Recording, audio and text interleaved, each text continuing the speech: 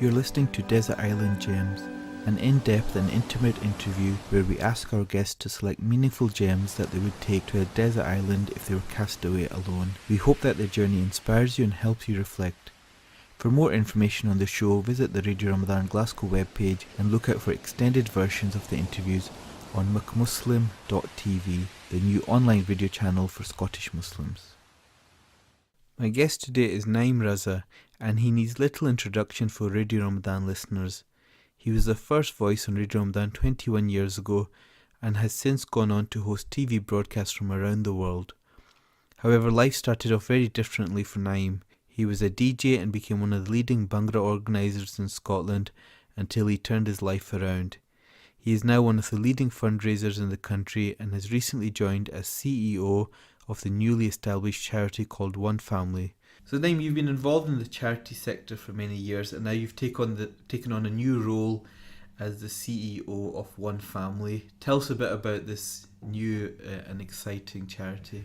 I mean, charity sector, I've been obviously around for nearly a decade now, and I've worked through the ranks of fundraising on stage, managing projects, managing teams, and just very recently there was an opportunity to work with Maher Zain, multi-award-winning singer, alhamdulillah, who's got a following of like 30 million worldwide.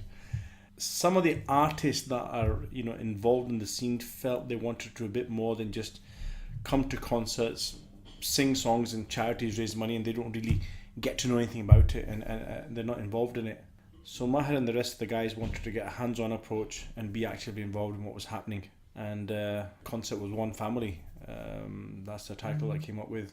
And they needed a CEO. And what's flattering is that, alhamdulillah, when the trustees and the artists sat down, the one name that they all agreed was mine. So basically, the idea behind One Family is not really that much different from anybody else, but we're hoping that our approach will be a little bit different. There'll be celebrity endorsement. So Maher and other artists and celebrities we're working with and approaching will take on the projects themselves. They'll go out to the field to have a look at them. We're focusing on areas around survival, which is your routine things around disaster, war, so do with shelter, medical aid, food, water.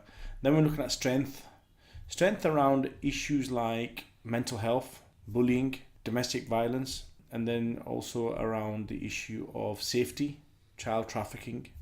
Going on to success. Success is around whether it's a child's education, whether it's a woman's livelihood, to be able to help people who are in a vulnerable situation to go on to better things in life. And finally, sustainability around the green planet and ensuring that we look after the planet properly. So the language you're using is a little bit different. And we wanted to work in the areas where the family has an impact. All the 5 points that I mentioned, every one of those are units where the family is central. And our motto is redefining love globally. So we wanted to come away from the language of aid and desperation. We want to say, as human beings, love is the issue, because it's the family unit, no matter where the family is, whether it's in Africa, whether it's Senegal, whether it's Syria, in Gaza, Palestine, or Pakistan, whatever it might be.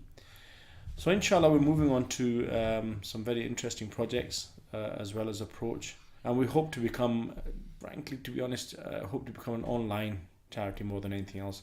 Our fan base is global. We have a following of around 50 million people. But of course, we'll connect with people on the street as well that are not attached to Maher or some of the artists or Awakening for that matter. So Naeem, we're going to cast you away to this desert island. Tell us about the first item that you're going to take with you. So I think for me, the first item is the hadith that's mentioned in every book at the very, very beginning. It's all action is but by intention. And it really is the foundation of what we do when we do it. Many times I've been to an event. It's been a very big event. And it's in a plush venue. There's celebrities are there, and you're hosting the event. And you got to step back and think, why am I here? So the intention of every single night, I ask Allah before I go on stage, Ya Allah, make sure my intention is correct. I'm doing it because I want to help people.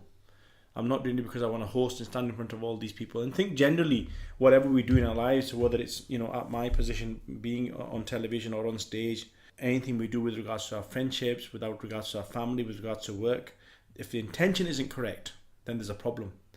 So without a doubt, the intention of going on the desert island, man, is to try and reflect and think about life, because that's one of the times when you're on your own.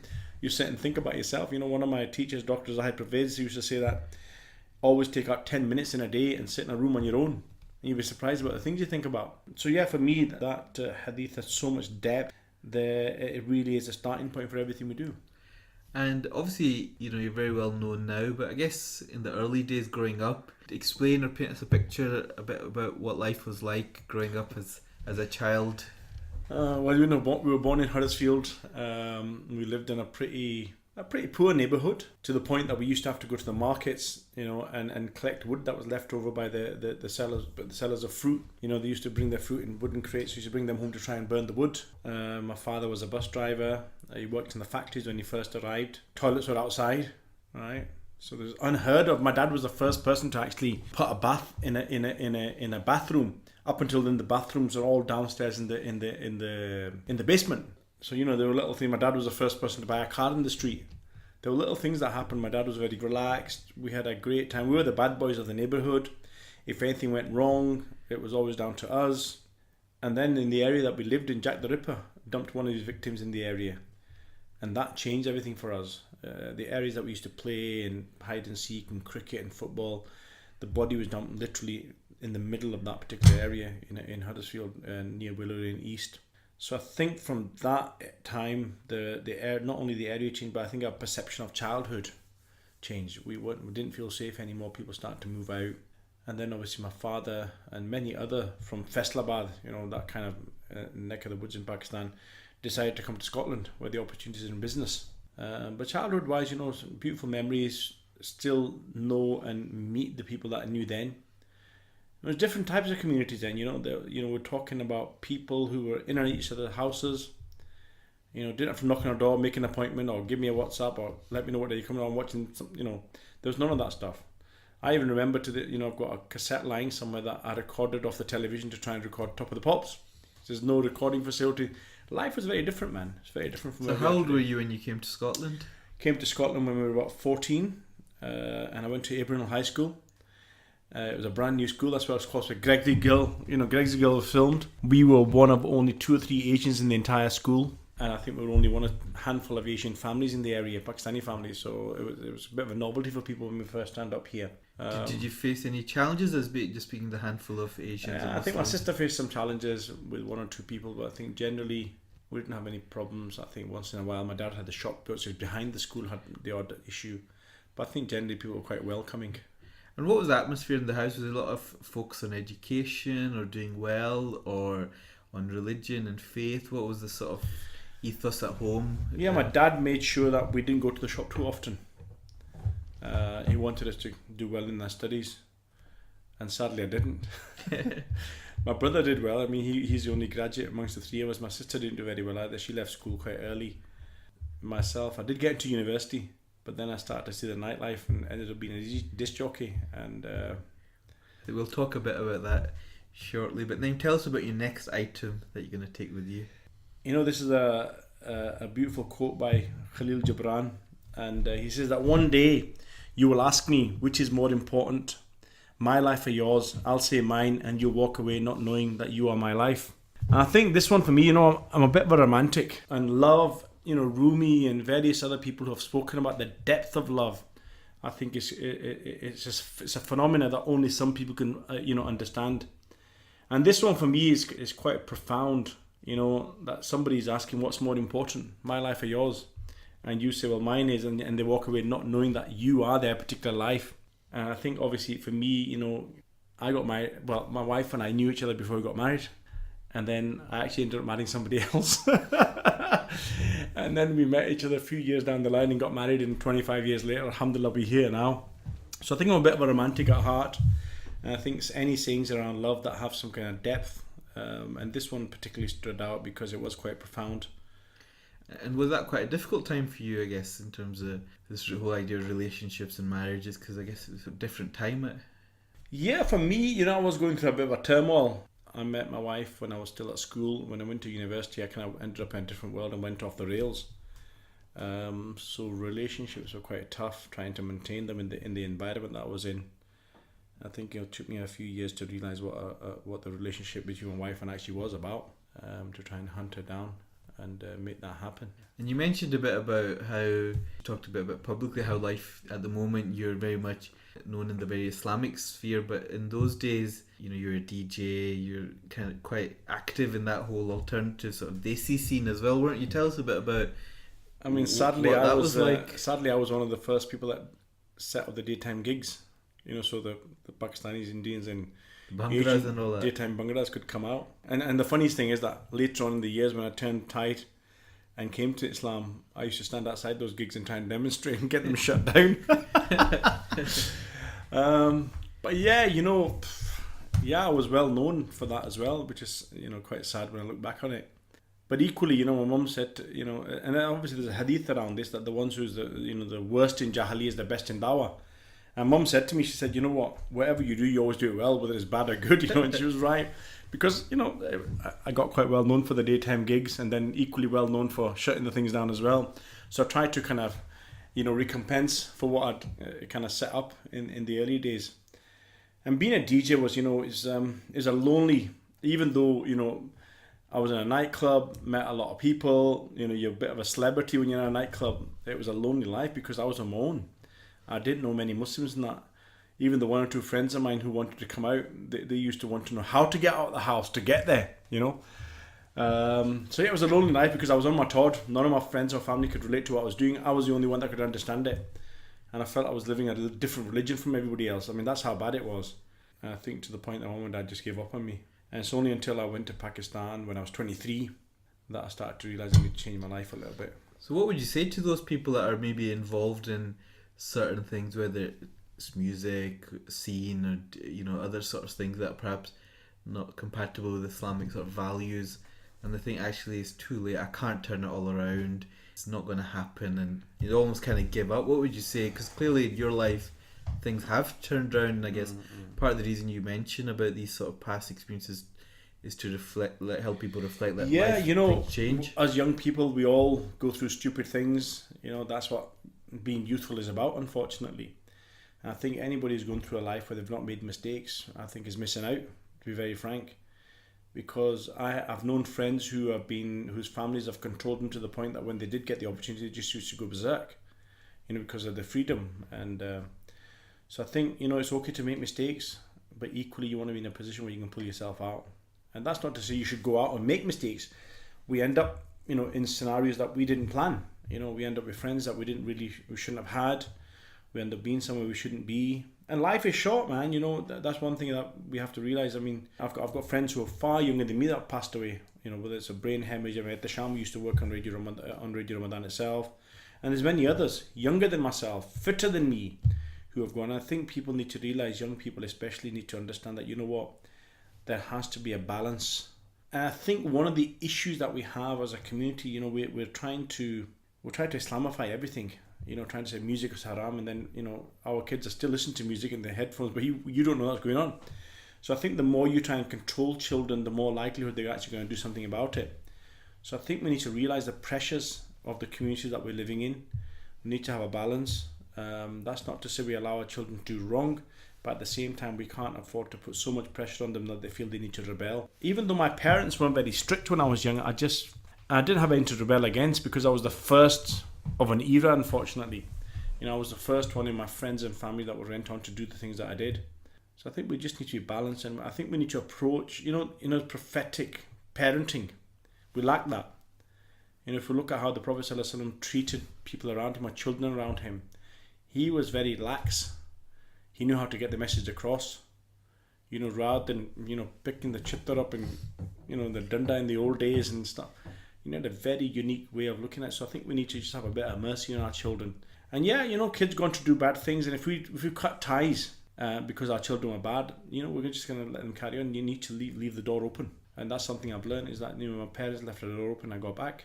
And in terms of your parents, especially your father, he's mashallah, he's still full of energy, and he puts often other people to shame in terms of he does a lot of cycling, and he's quite out there and active and very involved, mashallah, in terms of, have you always seen that in him? He's always been full of energy. Yeah, what keeps him going? Where does he get all this energy from? My dad's always been into health, and I don't think I can remember him with a stomach, so to speak. He's always ensured, since he retired early. My dad taught me one thing. He said, always be content. I mean, he, like anybody else, had a chance to work till he was 70, 80, buy more houses, buy more shops, and at 55, I think maybe even earlier than that, he basically paid his mortgage a few years earlier than that, retired, got into poetry, cycling, walking every single day, eats the healthiest foods that you can possibly think of.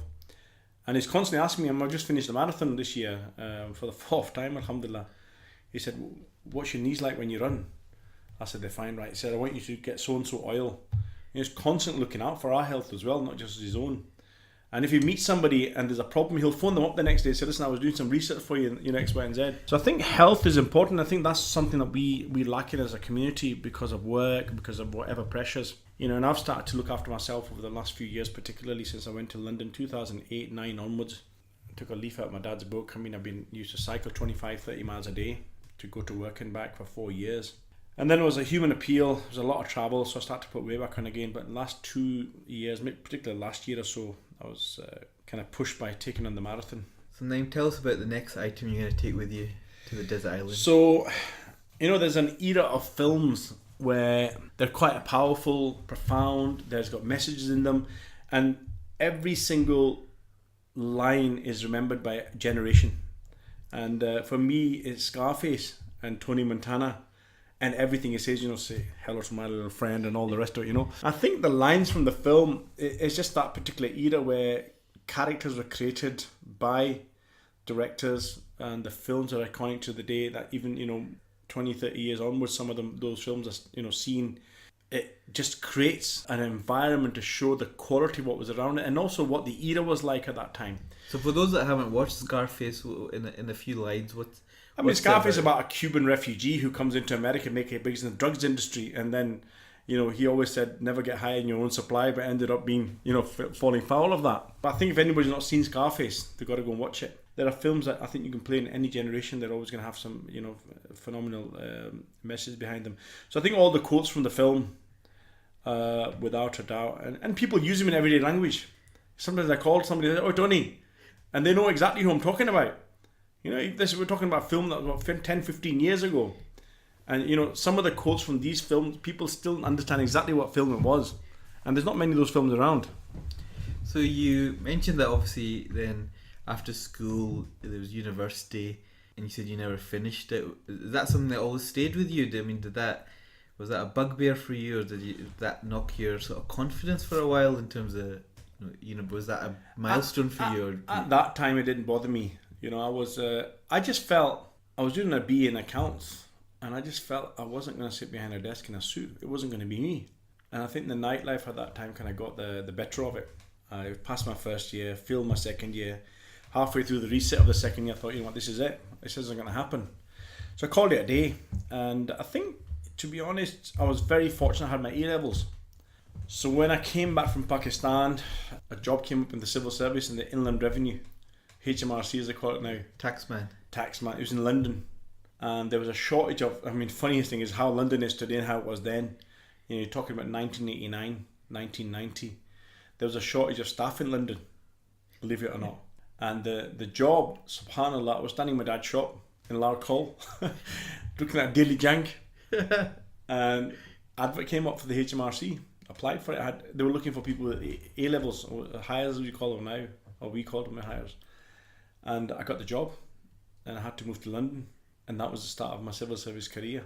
So there was a bit of a blessing in it, because I got in a management grade, which most graduates, I met graduates on the journey in the civil service who were just numbskulls, and then I realised that, life isn't about a degree, even though I've made sure that both my kids get through it, because, there's an expectations that your children should do better than you. So I'm lucky I didn't have a degree, so my betterness for my kids is to make sure they get a degree. And was that always in your mind, I guess, with your own kids? Not really. I think trying to push them to the education was quite important. Always giving them alhamdulillah, I think I've done quite well without a degree. But sadly, not everybody's lucky. Not everybody has the same chances that I had, or the opportunities came to them. So I think a degree is, to some extent, an insurance policy. Because any job you go for, if you've got a degree, you're kind of 50% through the door. And the other 50% is your competencies. What are you actually good at? And I was quite fortunate that I had good competency, a strong character, and no one's ever asked about my degree to this day. Not that I've got one to show, There was a period when I thought, maybe I should go back and finish a degree off. I think it's too late in life now. But you were with Inland Revenue for quite a while, and you did quite well there, didn't you? 15-year career. I travelled the country. After 2 years in London, I came back to Cumbernauld. I worked there, and then I spent 6 years on the road for different departments. Ended up back in Glasgow. It was that kind of, just prior to that kind of time, 20 odd years ago, Zen's now 22, 23, so about 22, 23 years ago, when one of my uncles died, and it was my mum's cousin. And I had to take some people down to the mortuary at the Central Mosque and show that they wanted to see the face because they couldn't come to the funeral the next day. So I took them down, and that night, I remember it was a crisp November night. I remember the weather. I remember standing there. The moon was out, and they pulled the body out of the fridge. Not that there's anything wrong with him. He had a heart attack. But the thought of being pulled out of the fridge, that was a turning point for me. I thought, I've got to sort my life out. Because even at that particular stage, I was still doing stupid things. So Zen was a month old. That was my turning point. That time in November, I thought, I've got to sort my life out. And that's when I kind of moved on to get involved in Young Muslims. But just before that, how did you turn things? How did you leave that old scene and that company? Because that can't have been easy. You were kind of leading that whole pack, weren't you? And then how did... Fortunately for me, I was working in Stirling Tax Office, and one of my cousins, a lot of my cousins live out in that area. One of them was very heavily involved in Stirling Mosque. So that particular Ramadan, I started going to the mosque. That was the starting point, and the year after I actually did the itikaf. So it was already in my system that I needed to sort things out, but that was a turning point. So I think, to be honest, it was about the company. When I was there, the guys in the mosques, they said to me, you know what, we want to set up something for young people here. And can you be our in charge, because you're a strong character, And they said, we've seen this group called Young Muslims in Glasgow, let's go meet them. So we went to Glasgow. Sajid Kayu and some of the guys that are still working at Radio Ramadan today, we met them and said, right, we're going to set our own little place. So can you speak to the mosque on our behalf? So I went back to Stirling, had a chat with the mosque, and they said, yeah, okay. We became so popular to the point that the imam was not happy, right? And we kind of got into a bit of a squabble because the popularity of Young Muslims was more than what the imam was doing with young kids. So I ended up leaving the mosque for a little while and kind of going back off the rails. And then that was as the death of my uncle happened. And that was the turning point. So it was kind of ingrained over that period. I got to know friends that were in the particular, within the deen that they were trying to practice. So. And did any of the old friends keep trying to pull you back in and say, look, what you're doing? There's always one or two people. But fortunately for me, a lot of my friends, we all went on the same journey. We all went on the same journey at the same time. Most of my friends weren't intensely involved in what I was doing, but they would dabble in it.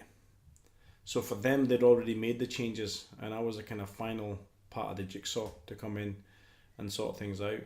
So yeah, I was quite fortunate. I didn't have many influences once I started.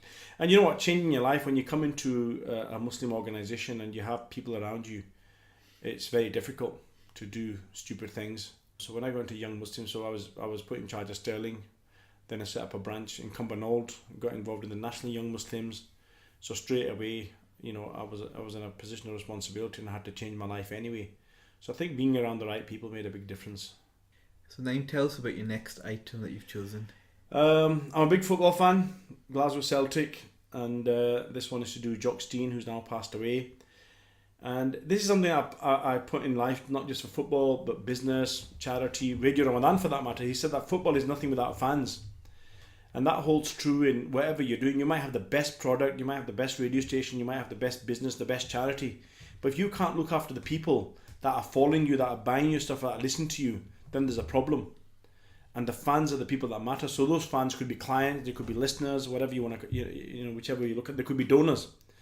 So I've always felt that you need to follow the journey of the listener. So when I remember the years when we were planning Radio Ramadan, we'd sit and think, right, what are they doing at 7 o'clock in the morning?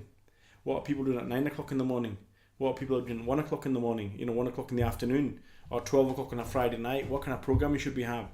And same with charities that I've worked with, I've always said, when you're planning the campaign, think about the journey of the donor or the volunteer. What are they doing?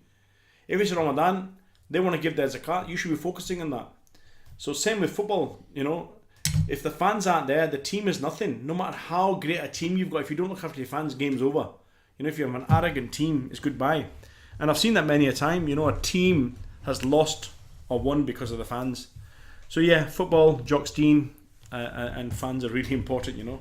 And you talked a bit about Ramadan, Radio Ramadan, and obviously I think you were one of the first voices the year. I was actually the first voice. Were you the very first? And I'll tell you what happened. I remember the night when we were about to launch.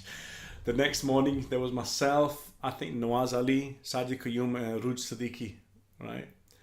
And we'd given the adverts out to a company outside to make them work, and they'd come out with adverts full of music.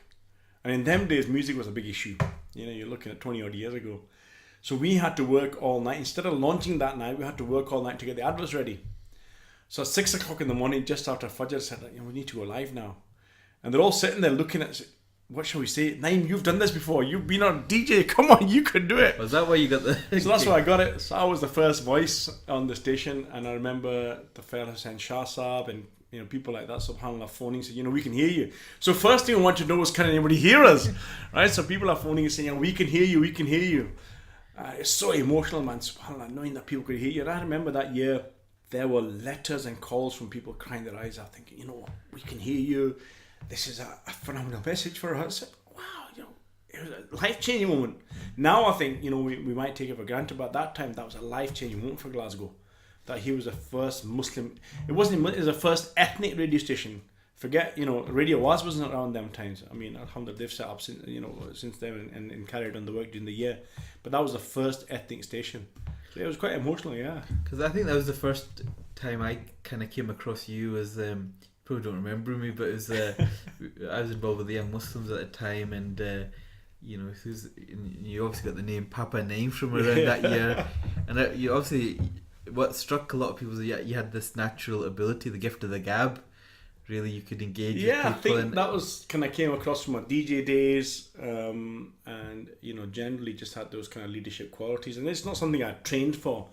They were just, as I said, I was a leader when I was doing bad, and now it's time to do good.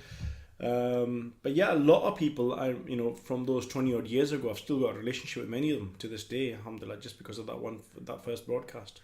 And what impact do you think the radio station has had on individuals in the community over the years? Because you would have got feedback over the years of people. Yeah, I mean, Radio Ramadan created a lot of people. When you look at Barbara Salim, at the Sham, they created some phenomenal individuals. But without a doubt, as a station, I think it changed a lot of lives. Not only people who listen to the station during the month, because a lot of people every year who came to either hear the station or get involved, they would get involved in the activities outside it.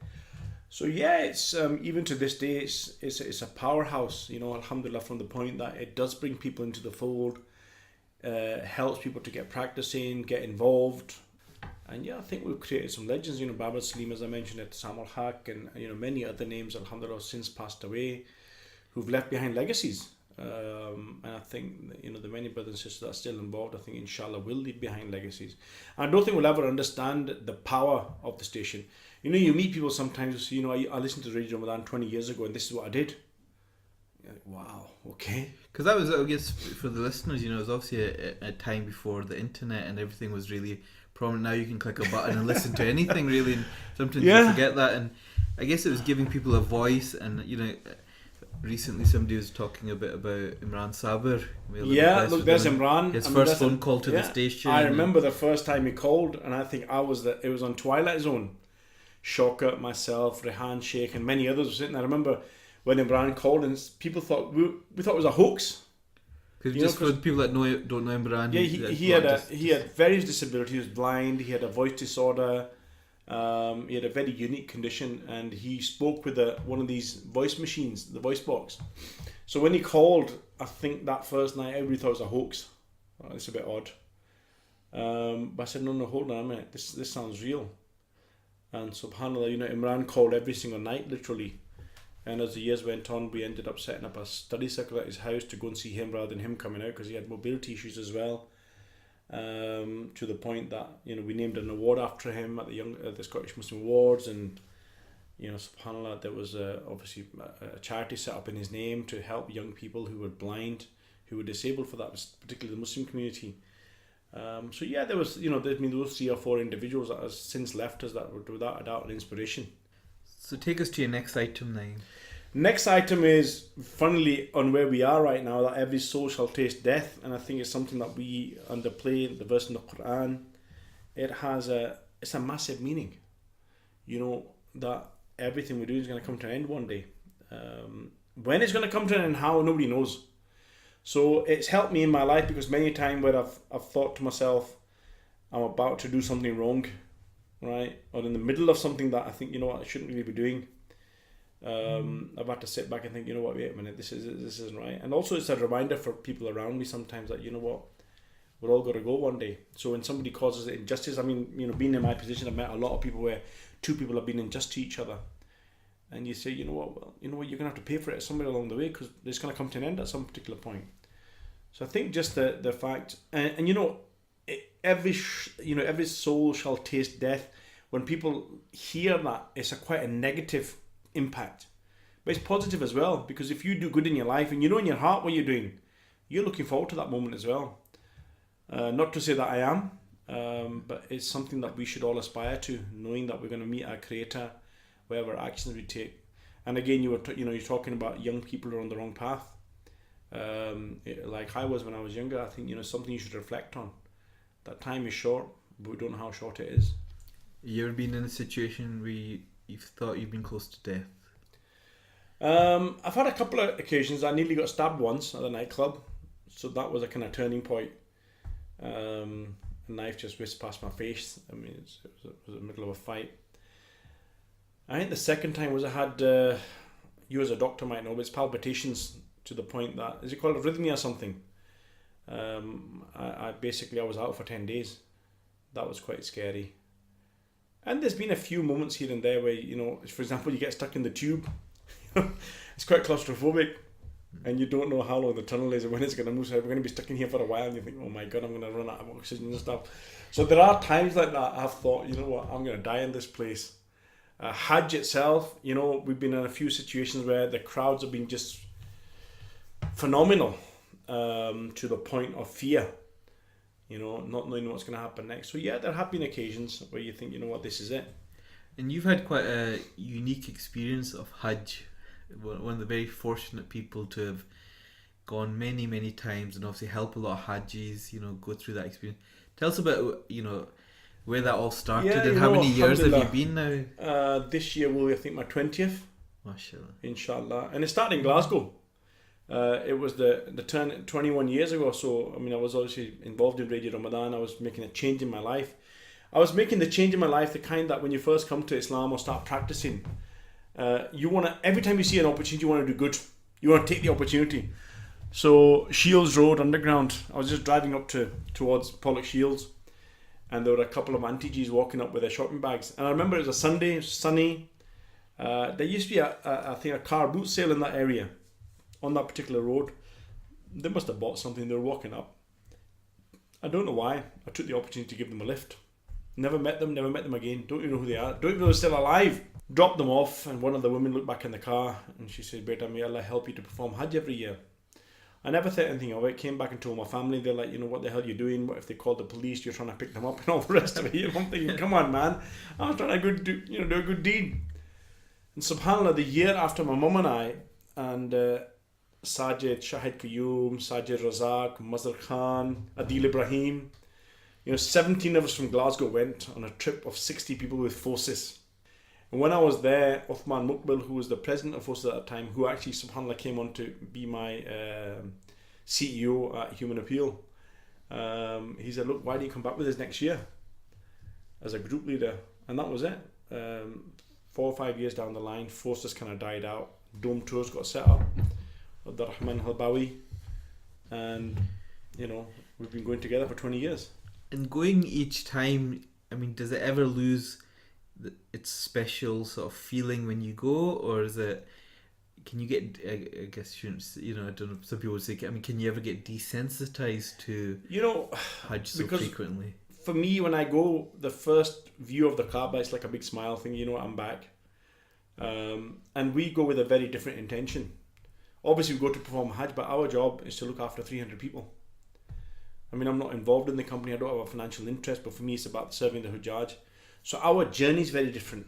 It's not as spiritual as anybody else. So someone going to Hajj for the first time, I can't experience that anymore. I've done it once and that was it. But what I do is, alhamdulillah, I've been very fortunate over the last 20 years to make Hajj for 20 different people. You know, I've done a couple for myself, and then I've picked up somebody who's passed away every year by I consult my mum first. So, you know, who's passed away this year that we should do it. And she initially, for the first 10 years, named me relatives, you know, from my dad and my mum's side who'd passed away, and then also my wife as well. One of her cousins passed away, I did Hajj for him. But now, as the years have gone by, I've started to look around friends and people who couldn't afford a Hajj to go. So no, it doesn't lose, I mean, you know, it doesn't lose its value, so to speak. Every year the Hajj is different, there's different challenges. And because the intention is to look after 300 people, so we're making Hajj on behalf of 300 people, not just for ourselves. But equally, there's moments where, you know, you get a spurt of emotion and spirituality because you're in the Haram on your own, or the day of Arafat, or you've met somebody, someone said something. So alhamdulillah, every year is unique. Every year is very different. And many people are concerned about the rate of change, and, you know, it's getting more and more expensive, and, you know, it's a lot more difficult to find, you know, smaller hotels and accommodation and further away. I mean, do you think this is just a natural evolution of the demand, or do you also get concerned with how much things have changed over these 20 years? I think I've asked that question to scholars many times. They said, look, your job is to come and perform a Hajj. Don't get distracted about what's happening around it. So there's that way of looking at it. But equally, you know, if you look at the facilities in the previous years, some of them were pretty dire, to say the least. I mean, I've seen the worst of them. And equally, you have to understand, you know, that Hajj is for those who have wealth. It's not for everybody. If I don't have the wealth, we don't need to go.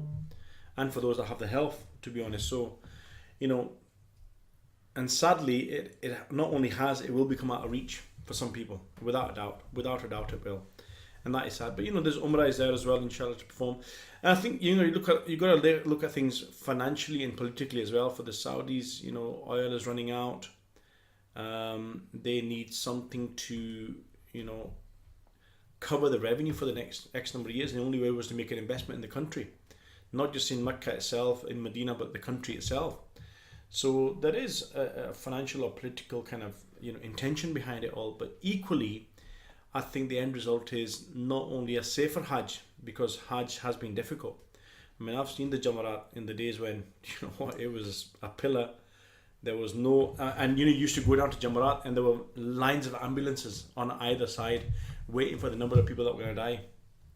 It was crazy. And some of the hotels, as I mentioned, weren't very nice. So equally, you know, it's Allah's city and it should be a beautiful city. But you know what, on the other side of the coin, a lot of the heritage has disappeared. So it's about balancing the books. And I think you'll have counter arguments on both sides. And to be honest, I don't necessarily like the development. And that's not because I'm saying, oh, the heritage is gone, etc. I just feel that Hajj should still have some kind of hardship. You know, I think we're going to the other extreme. But at the end of the day, alhamdulillah, it's an experience. It's something that, you know, every one of us should try and go for and make the best of it. So Naeem, you've obviously, you mentioned that part of the charity is involving people like Maher Zain, who's obviously a very big global figure. I mean, did it surprise you how big and what influence some of these artists have? Because you spent a lot of time with these artists and personalities and celebrities in the whole Islamic and Muslim sphere. Do you think that, you know, has that surprised you in terms of what influence these sort of people can have across the whole world? I think until you go into their particular world, you know, you either go on tour with them, you spend a few days with them, do you actually realise the extent of influence they have? And I mean that on the public platform, obviously, they might say or do something. You know, Maher, for example, has mentioned things about issues around Syria, for argument's sake, and you know, websites have gone crazy trying to donate to the particular cause. But equally, travelling with someone like Maher and some of the other artists, you see the humbleness of them as well. You know, Maher's the kind of guy that, I mean, I've been on tour with him 3 or 4 times now. He'll say, I want you to play Fajr in my room tomorrow morning, so that make sure that I wake up as well. You know, which celebrity with that kind of following would even think for a minute to invite Tom, Dick or Harry to come and pray Fajr in his room, let alone come into his room? as much as they have influence on the other side of it, when you travel with somebody, you realize what the beauty of that individual really is. And that was also a convincing factor for me to, take the one family proposition fairly seriously. That I knew Maha's background, I'd travelled with him, and I knew that I'd been in good hands. And we were kind of pretty much on the same platform. But yeah, look, influence celebrities, no matter where they are, whether they're footballers or musicians, every one of them has a phenomenal influence amongst their particular followers. The idea of one family is to try and get celebrities at that level to do something positive beyond their particular speciality.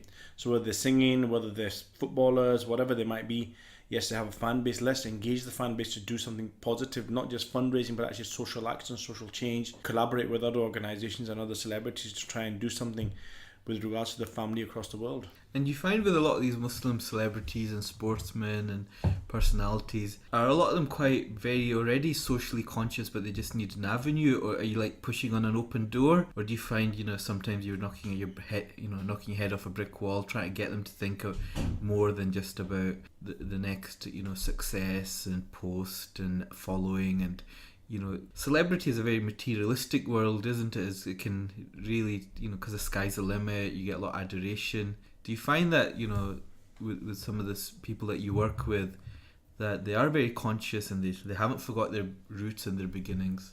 I think I've been very fortunate to work with a fairly large number of celebrities now, Muslim, non-Muslim, some bigger than others. And what I've found is that once you actually get to know them and they're comfortable to talk to you, you'll find that innately every one of them has something they want to achieve beyond their own particular sport, particular music, particular celebrity status. They all have a vision. It's something that they might turn to when they retire. Some of them are actively engaged in that particular sphere that they're looking for, but every one of them without a doubt have realized that there's something there. They all feel they need to do something a little bit more. Yes, they all give charity, they'll do an event for charity, but they themselves want to get their hands dirty and do something. And it's normally an issue of time and priorities. And meeting them, discussing things with them, I've been able to help some of them to actually fulfill, some of the particular visions or dreams they had. And even the non-Muslim celebrities I've met, you'll be surprised how many of them innately have that desire to do something, bring social change. And we see that in the media itself. A lot of them set up foundations, etc. But without a doubt, despite the fact from the outside we look at them as very materialistic, looking for their next single or the next goal or the next team they're going to play for, but when you actually meet them, they're like human beings. They've also got a vision. They've also got a feel for what's happening around the world. They've also got political views. They've also got religious views. They've also got, views around charity, etc. So I think once you break individuals down, they're all pretty much fairly similar. Have there been any celebrities or personalities that you've been nervous about meeting? I think I'm always nervous meeting any of them because you just don't know how you're going to get on with them. I mean, at Dem Baba, for example, every time I meet him, my hair stands on my end because the guy is a legend, mashallah. He was the first Muslim sports person that I'm aware of in the football world anyway. I mean, other than the likes of Muhammad Ali, who actually openly showed that he was Muslim by bowing down and making sujood every time he scored a goal. Colo Torre at Celtic, he became a friend through Demba. I see him fairly regularly, and again, when I meet him, there's a level of excitement because these people are at a level where they can make change very easily by saying something. Where some of us might have to work for months or days, to try and bring that same change. So yeah, it's always nerve-wracking. It's fantastic because the relationship I managed to develop with most of them is as though we met yesterday. We just carry on with the discussion that we had. Unfortunately, I've got some of them on WhatsApp and we talk to each other regularly, once in a blue moon, and if I need to pick the phone up, they'll always call me back. So that initial meeting or meetings that we have, I think the sincerity, the love was there from the beginning, and it's continued. Do you think some of them are quite lonely? I mean, I'm not a celebrity at that level. I'm around people all the time, but equally I want my own time. I want my own space. I'm on stage every night. I'm on a television set. I get stopped in the street, and I'm 20,000 followers compared to Maha's 26 million. I also want my own space. So I don't think they're lonely individuals at all. They've got families like we have. They've got friends like we have. What maybe is more difficult for them is that they can't go out shopping.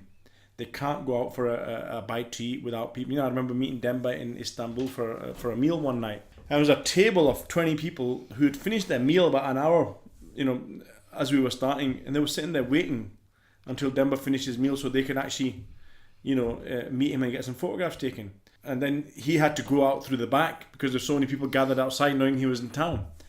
Maha's the same. People wait outside for him at a concert. But I think they're not lonely. I think the people like us, they have their own family lives as well. I think the challenge for them is trying to maintain that balance of being on stage, being on a pitch or whatever it is, and then being able to go home and live a normal life. Maha, for example, is very domesticated. He's got a degree in aeronautical engineering. He was a lorry driver before he became as he was singing. And he basically does his own DIY at home. Whereas you expect someone at his level to, bring people in. So yeah, they're normal people, man. So Naeem, tell us about the next item you're going to take with you. The next item is a twin item, so to speak. One's from my father, one's from my grandfather. And they're both things that, they kind of come from the verse in the Quran that with every difficulty there is ease. And whenever there was a moment where, we had to go somewhere. I mean, I remember my dad and his brothers and sisters might have to go somewhere where they didn't want to go. My grandfather always said, "Suba oni the shamani," which means that the sun will rise, the sun will sink. The time is going to go. So if you have to be somewhere where it's not comfortable for you, don't worry. The end will come and you move on to something else, And I remember there's a really big low point in my career once where I was pushed out of something that was quite emotional to me. There was a sentimental attachment, and I was literally sitting on the top of the world in the position I was at this particular post I had. I remember when I left him, my dad said something to me. He said, "You know what?" He said, "One door closes, another 100 open." And I never looked back, because that was the turning point of where I got to where I am today. Even though at that time was the worst thing that could happen. So I think, the particular quotes from my father and my grandfather and the verse in the Quran, just really about difficulty and helping people to understand, you know what, it's going to move on to something better. And I remember you got very well known, I guess, as almost the go-to person when people had issues, back in the days. You're like the guy at Reservoir of Wolf, the troubleshooter, the firefighter, any issue going on, call Naeem. Is that something that you found quite natural in terms of being there for people, or did you find that quite hard? Because I guess it's very time consuming, quite emotionally draining, and often I think people with very challenging problems were coming to you because they couldn't go elsewhere. So yeah, I think a lot of the times it wasn't that I could solve the problem, but I knew somebody could. So I think it was a case of passing it on to somebody else who. So I think today, alhamdulillah, I think it's been very, very rare if someone's come to me with an issue or they needed something that I've not been able to pass them on to. I know a man who can, and follow that through, and I like doing that. Helping other people out, and it's just a testimony to the community that we have people with so many different skill sets that we can actually relate to, and that's what the Ummah's about. About referring to each other for our problems, our solutions, our issues, etc. So I built obviously a very good phone book over the years, and alhamdulillah, I've been very, very fortunate even when I got in the charity sector to try and, when we used to look at holding events, I always knew somebody in some city that could take something on. So I think having those relationships is very important. And those relationships weren't by any means the intention that, this guy will come in handy one day. I never ever make a relationship on that basis. It's just that you get on with people. And as time goes on, they might need you might need them, and you can pass each other on to different people. And would you often counsel them that, look, things will get better, these issues and difficulties will pass, just very much as your father and your grandfather used to tell you? I mean, obviously, in them days, a bit like Radio Ramadan, Young Muslims, ISB, me, you, whoever, there weren't many people to go to. There weren't many organizations to go to. And even our massages, we were everything to everybody, right? And now, alhamdulillah, people are starting to specialize in counseling. They're specializing in X, Y, and Z. So it's a very different, at that time it was different. Without a doubt, you'd end up sitting in between a couple trying to sort their problem out. Next is a couple of brothers who are owing each other money. Somebody wants to expand. But now there's so many different specialities around that, alhamdulillah, it's a lot easier to pass people on. Sometimes it's a phone call or a WhatsApp message, and you've solved the problem within 5 minutes. But in them days, without a doubt, the early days, it took time to get things going. So eventually, we've talked a bit about the charity sector, and you worked for Islamic Relief, and then you went on to Human Appeal. Tell us a bit about those Islamic Relief days. They were quite a vibrant, Yeah. buzzing days, weren't they? For those few I mean, years? basically how it all started was that when I got into ISB, the Islamic Society of Britain, I ended up setting our training course. And Farkanda Chaudhry's father, who's passed away since, may Allah bless him, he was approached by the National Health Service to say, look, could you do a training course for us about how to treat the Muslim patient? And he said, look, I'm not very well. And they said, but I know a guy who can. So they contacted Nawaz Ali. Nawaz said, look, I can design the course, but I don't know how to speak. So they gave me my name. And I knew how to design the course and present, alhamdulillah. So I did that for a while, and while I was doing it, Imran Sharif, one of the brothers who was there, he still works, I think, around the NHS kind of sphere. Very nice brother, mashallah. He said to me, look, you got natural skill of presenting, why don't you take this on as a professional company? So myself, Imran, Mazhar Khan, Farkanda Chaudhry, the four of us set up Meme Consultants and started training people on Islam and then other religions. And then it got to the stage I said, look, you know what, one of us needs to come out here full time and do it. So I approached ISB to say, look, can you help me? Fund me, I'll make sure the money comes back in, because we wanted to set up a professional training company. So we started training organisations professionally on Islam who paid us, the National Health Service, the police, the fire brigade, etc. The money would go straight into ISB, myself, Mazhar and the others that were involved would get their salaries. And as the years went on, Habib Malik, used to meet me all the time. Every few weeks he'd come and see me. He said, look man, you need to come into the sector, you're the man. And all because of Habib, I ended up going to see Islamic Relief, Jahangir and Aflaq. I met them and they said, we need to come to London, and got involved in Islamic Relief. I took on the Ramadan campaign 2008, I remember. And those 2 years, without a doubt, were possibly, two of the most vibrant years of my life. 2 years, Monday to Friday, back to London. Ramadan campaign. I ended up looking after the Haiti earthquake, Pakistan floods. There was an energy crisis in Gaza, and then I went on to look after the Islamic Relief's 25th anniversary. Left after 2 years, got into consultancy work, did a bit of work with Al Khair Foundation, with Imam Qasim as he was setting up, and then I ended up in Muslim Youth Helpline as a head of fundraising, and actually went on to become the CEO. And Human Appeal was one of my clients because I was doing a lot of consulting for the international charities, and Uthman, obviously having known, met in Hajj 15 years earlier, he said, look, I want you to come on board, and got into Human Appeal 5 years ago. We started out at 3.5 million and finished last year at 35 million. So this was but yeah, it was like I'd found my calling. It took me 40 years of my life to find what I wanted to do in life. And along the same journey, Islam Channel happened. When I left Islamic Relief, I remember the night it was the Scottish Muslim Awards. Osama Said had set them up as a backlash with some anti-racism stuff that was going on, and that's where I met Muslim Hands, the charity. They said, look, come on to Islam Channel, present our live appeals, and the rest is history, man. Then subhanallah, myself ended up presenting the GPU, and then Raheem Jung and I presented some live appeals a year after. We just got on naturally. There was no egos. There was just a relationship. He was emotional, I was practical, and we just connected. So they took us to Hajj that year. So we presented the Hajj life and presented 2-3 years together. And through some of the fundraising, you got to know Junaid Jamshed. Yeah, subhanAllah. Junaid Jamshed, I remember it was when I was doing consultancy work for myself. It was through Muslim Charity. I don't know how we connected. I'm trying to remember how we actually connected, but they said, look, we're doing this. We've got a tour coming up with Junaid Jamshed. Would you be interested in doing it? I said, yeah, we'll take it on. And so Junaid and I, subhanAllah, bless him, we did 3 or 4 tours together in the UK. We did 2 tours in Australia and New Zealand. We did a couple of field trips in Pakistan. So, we were fairly close. We had numbers, WhatsApp, and he'd phone me and vice versa. So it was a shock when Junaid died. I mean, that was that. It took me a few days to understand what on earth happened here. But yeah, he was subhanallah.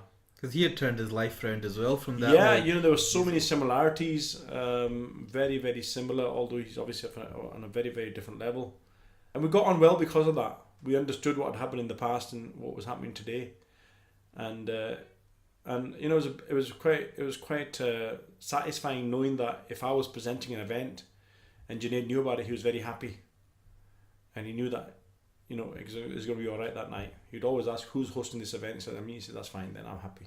So alhamdulillah. So tell us about the next item now. The next item is something similar to is when I got into the sector, and it was something I picked up from Britain's Got Talent.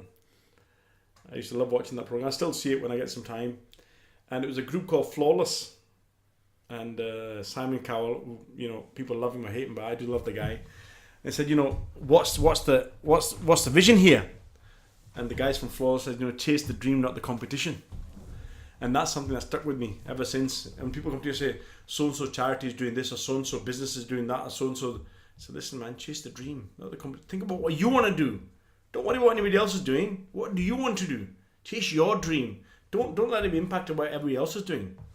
As I said, whether it's in business, whether in an organisation, or whether you're a celebrity, whatever it might be, you know, focus on what your vision is. Sometimes people look at what everybody else is doing, and that's how they live their life. You should live your life according to what you want. And what's your dream? I want to go to Jannah, so live it, man. Don't forget what anybody else is doing. I want to do this. I want to, you know, whatever it might be. So yeah, that was quite a profound statement. I remember, and I think it's just caught on in public generally. It's not just, you know, within Britain's Got Talent, but. And so, do you ever sit back and think about, you know, growing up in those streets in Huddersfield, and where you are now? In terms, do you ever pinch yourself and say, "Yeah, what a you journey," know, all the time. I always say to my wife, I said, "You know what? Something's not right here." Because you know, on paper, you know, you're not got a degree, you're not got I've got a degree. that. I've had no training. I've not trained on project management, public speaking, standing on stage. I've not even trained in fundraising. To be very frank, I've not had a course on any of these things, or hosting a television station. I tell you, my first ever hosting, subhanallah, it was I did Street Challenge, and I remember the first live hosting I ever did was at GPU, and they realised there was no presenter for the stage, and I was standing there saying, "Can you do this?" And there I was in front of 135 countries. Assalamu alaikum, welcome to GPU. It was, you know, so I've just been quite fortunate in that particular extent. Well, and in terms of this fundraising and hosting, I mean, what do you think is unique about yourself? I've never fundraised for anything that I've not believed in. You know, if I've seen a project, I think, you know what, this isn't going to happen. I've normally shied away from it. So I think it's a being passionate and making it feel like it's yours. So, you know, I think whatever you do in life for somebody else, make sure it's yours. You feel for it. You know, you feel what the outcome is going to be. And I think also the impact on people's lives. I mean, having been to the field so many times, to Syria, to Pakistan, to Palestine, to Senegal, etc., etc., you know, you see how people's lives change because of the funds that you've raised. So I think it's just about bringing it home to yourself, and it's not a job. You know, you should feel the spirit of what's actually happening, and the spirit is something I've always told people: can't live by the spirit, don't do it. Because that comes across on stage, and I don't think I've told you this story, but a few years ago I was in Jerusalem, and I was in one of the hotels rooftop looking at Mustard Luxa, and the owner came up and he's speaking to me, and he goes, "Where are you from?" and he mentioned your name, because do you know Naeem Raza? Subhanallah. And I said, "Yeah." And he goes, "I used to come on some fundraising trips, I think in Manchester and stuff." Yeah. And he goes, "Wallahi, he's one of the best fundraisers in the world." So I was laughing with my wife, because sitting at the top looking at Mustard Luxa, and your name was getting mentioned, subhanallah. So I think, you know, may Allah bless you and with that. So when you're not working, Naeem, and travelling, I mean, how do you what do you do to relax? What's your downtime? How do you chill out and get, you know, because you need to decompress and de-stress, I'm sure. I mean, look, you know what, I think you asked that question earlier on about are people lonely? You know, at this kind of level, at celebrity status kind of thing. You know, we're talking about people in my head, but, you know, if I just bring it home to myself at the lower level, we all need our downtime. So my work's very social. I mean, I see people all the time. I'm on the phone every day, 24 hours a day, literally. I love to sit nothing but in a room on my own. I love it. I just want that space. I want the four walls around me and nobody else. Television, if I want to watch it, and that's it. So for me, that's a bit of a detox. So, you know, I love leaving London, coming back to Glasgow, spending the weekend at home, and then equally I love going back to London because I'm rejuvenated. So yeah, there's a bit of that. Love playing football, watching football. You know, I'm big into that. Now, more recently, I've started going to the gym quite a lot on a regular basis, maybe daily basis. I love cycling to places when I've got meetings in London. I've taken up running to some point. That's my 4th marathon. And yeah, family is important, man. Spending time with the family, with my missus, with the kids. The kids are getting older. They've got their own lifestyles now. Because many people will remember Zen in particular. I remember when I think I was at uni and used to come and do some talks, and Zen was like knee height running around, and I used to think, who's that annoying little kid, right? He's running the speaker. But then, subhanAllah, I think, was it important to him for you to take him along to these sort of activities? And I think it wasn't a you had a conscious very decision. busy lifestyle. Yeah, it wasn't a conscious decision. It was a case of, how can I get out of the house? And the only way was to take the kids with you. You know what I mean? So it was by default, Zen started to come. And obviously, as he grew older, I wanted him to become in Young Muslims. I wanted him to be in Young Muslims. I wanted him to be part of the same kind of crowd that I was in. And alhamdulillah, I've been fortunate that they've both grown up in Young Muslims and they've got that kind of grounding. But I remember once we're going down. It was a wedding, a family wedding. I remember we were on a coach, and it was early morning, 7 o'clock or something, bright sunny day, and there's some cows sitting around in a field. And Zen looked up at me and said, "Daddy," said, "are those cows having a meeting?" He was just, so used to me sitting around in a circle or a table having a meeting. So it was kind of ingrained in him. And now, alhamdulillah, he himself has run certain projects and stuff like that. And alhamdulillah, he's grown to be a strapping young man, mashallah. So Naeem, as we're coming towards the end of the interview, let's come on to your next item. Yeah, I've got a couple of items left. So this one, I'm going to sing it for you. Can I sing it for you? Go for it. All right. So this one is, okay. Mama just killed a man, put a gun against his head, put the trigger, now he's dead. Do you remember that? Bohemian Rhapsody and Queen. So this just takes me back to my music days, and to be honest, it's about what music was like, in the days when, things were written that were quite profound, they had some kind of meaning, and, artists were not only celebrities, they were icons. The Michael Jacksons, the Freddie Mercurys, the Bonos, people that generations are not going to forget. And I think just that era of music, and it was my kind of time, 80s, 90s. And it was a year that legends were created. So yeah, that wasn't a very good rendition. But anyway. And Naeem, if you met the 18-year-old Naeem Raza tomorrow, what advice would you give him? Oh my God, what advice would I give him? I had to do it again. Because I think I've had everything in life. If I was to say to him that, don't make the mistakes, I think I wouldn't be here where I am today. So I think I would say do it again. There's some, regrets, subhanAllah, in life, but that's just the nature of the house. I mean, the nature of the beast. I remember not buying a particular house and missing out by. But those are things that, I'd maybe make quicker decisions on. But I think life, I would say live it again and do it exactly the same and, make the best out of it. Because it turns you into what you are. Because now. I think, mistakes are what make you. Your experiences are what make you. And if you lost some of those experiences, I think you wouldn't be the same individual. I'd certainly, I don't know, it's a tough one. Would I give any other advice? I'd think do it again. I said play it again, Sam. And coming on to your final item, Naeem, that you take with you. I think, just three legends, in my opinion, who's not only their era, but their quotes are things that inspire me constantly. Malcolm X, Muhammad Ali, and Martin Luther King. They were from an era where there was a lot of change taking place. There were, struggles, but a lot of what they said made sense. And it was sense to the point of they were powerful in what they had to say. There was nothing held back. And if you look at some of them now, they could be words of terrorism, in inverted commas. So yeah, these are three people: Ali, Malcolm X, Luther King. All three of them, subhanAllah. I think anything by them would definitely keep me occupied. So Naeem, as we send you on this desert island, what book would you take with you? And you mentioned that I couldn't take the Quran. Yeah. Well, you get the Quran anyway. Oh, you get a copy and you of can that, take yeah? another All book right. with you. So there's only one book I've ever read in my life, and I mean, when I say read, I mean from cover to cover, the entire book, and that's Charles Dickens' Great Expectations. I've read it like 7 times for some reason in my life, and any other book I've read it, I've read some paragraphs, but I don't know why.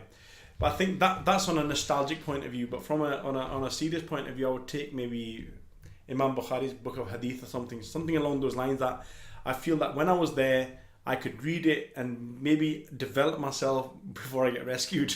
So I come out a different man. And how do you think you would cope with that solitude on this island, being alone? If I've been to a day in London, it'll be fine.